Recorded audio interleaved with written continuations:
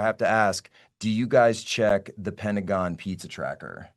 Yes, we have laughed about that account so many times. It's actually sometimes accurate, which is very funny too. Uh-oh, uh-oh, Not all uh-oh. the time, Upset not all the here. time. Sometimes, sometimes it just means we're here working late Yeah. for no special Well, reason at well, all. I think the New York Post had something about President Trump's Oval Office schedule, which, of course, it's, somewhat public in terms of Mhm. his hours. And they said that most days he's there about 12 hours. I saw that. Yeah, that's crazy. There are definitely a lot of people working crazy long hours in this building as well, so sometimes they need some pizza. Right. So it's just accurate to the fact that people are working. Yes, 100%. This building never shuts down, even over, Thanksgiving, Christmas. There are always people here. Our enemies don't get to go on holiday break, right? So we're always here, always protecting the American people. The mission never stops. Oh, and they have separate holidays to begin with. So, no Thanksgiving. We have some guys who work on the show that are from Canada. So I always joke and Okay. I say, you guys don't get Thursday off. But no, so a lot of questions, of course, today about Venezuela as well. Were hmm you expecting that from this? Because we were told going in, and I read the Washington Post, I read the legacy media. They say, "Oh, this is going to be lapdogs. They're going to be sycophants. There's going to be no serious questions." But you did get a lot of serious questions, I Yes. think, from on the Venezuela question. This is something where when I reach out to our audience and I see, by the way, guys, send in 1776 at humanevents.com, 1776 at humanevents.com. What do you think the U.S. should do in Venezuela? And the audience is very split. Maduro, hmm narco trafficking, and other people say get out of it completely. From the Pentagon's perspective, though, and you mentioned it's really more about providing optionality to the Correct. decision makers. 100%. So our job here at the Department of War is to make sure the president has every single option available to him so he can make an informed decision. So when we get down there, we, assess the environment, we make sure that we can provide best military advice and recommendations to him, but ultimately he's going to be the one who's going to make a decision about what we do in regards to Venezuela or any ongoing part of our operations in the Western Hemisphere. So we'll continue to provide him options. And I think that's been a big part of moving our assets into the region, right? We brought the Ford carrier, the Carrier Strike Group down to the Caribbean. It's there now. It's the first time in recent memory that that's happened. And what that does is provide the president a lot of options.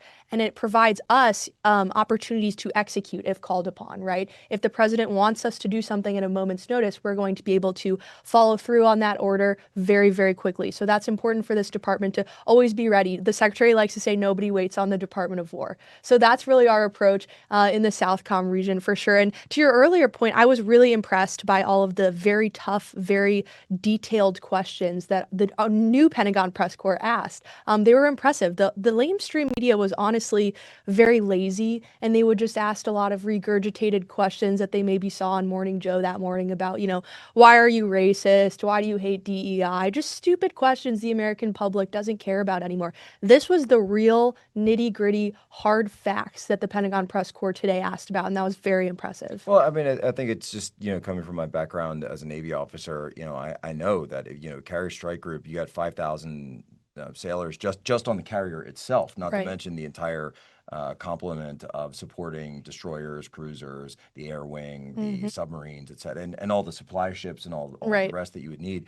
One thing that actually, and I was one of my sort of pocket questions that I was thinking about asking, just as a guy who's worked in naval warfare, is we saw these, and I'm sure it's something you're tracking. We saw these strikes on oil tankers in the Black Sea that were conducted by Ukraine using UUVs recently. Is that something, a new threat vector that the department is tracking, this use of drone warfare against, and by the way, not just the aircraft carrier, but hmm even these supply ships, tankers, et cetera, everything else? Yeah, absolutely. We're tracking everything. That's our job too, in terms of being prepared, is making sure that emerging technologies we have the best, and that we're watching how warfare is happening today. I think we've learned a lot from just watching the Ukraine-Russia war. Yes. Especially in terms of drones.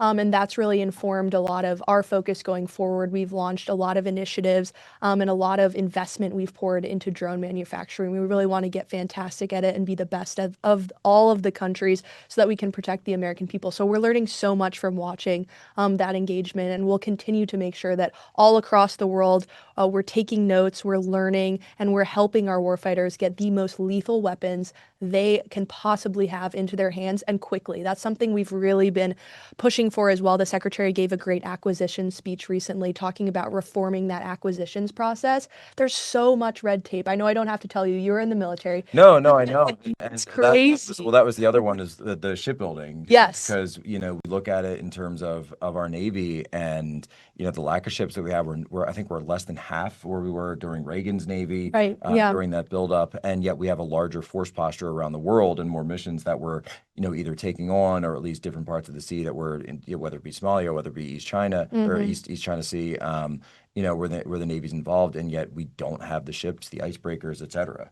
Yeah, and we've even seen, the Army launch its Army Transformation Initiative, and really just cut a lot of red tape, cut a lot of bloat. And I think that's a recognition that we're going to have to be putting a lot more funding in the future towards the Navy, towards shipbuilding, right? We're going to have threats in the Indo-Pacific potentially that we need to counter. We obviously have a ton of Navy assets. I think 20% of our naval assets right now are in the Southcom region in the Caribbean. That's very historic. So we recognize that this is going to become, a lot of sea warfare in the future, and we want to be prepared for that. No, and I mean, it's certainly always been America's preeminent domain. I mean, and in addition to, air and army, but our ability to project force on the sea. It's why I joined the Navy. Yes. Quite frankly, it's no offense to the other branches. I think the president always says that, doesn't he? I would have joined the Navy. I would have been an admiral. Yeah. That's right. I don't always bring that up because I don't want to rub it in anyone's faces, but I have heard him say that a few times. Yes. Just kind of think in the back of my head that no, if you're looking at what the because the United States is, we're on an island basically, disconnected from the rest of the world, and that's Hmm. why, whether it be the Panama Canal, whether it be the GI-UK gap up by Greenland, whether it be of course, our naval borders, and what is part and parcel of that, you have the Gulf of America and then the entire Caribbean. That's why it's so important to secure this, Yes. because that is our actual best defense as a nation. 100%. 100%. And I know people like to talk about too how in the fake news media they like to talk about how we're putting the homeland before China. That's absolutely not true.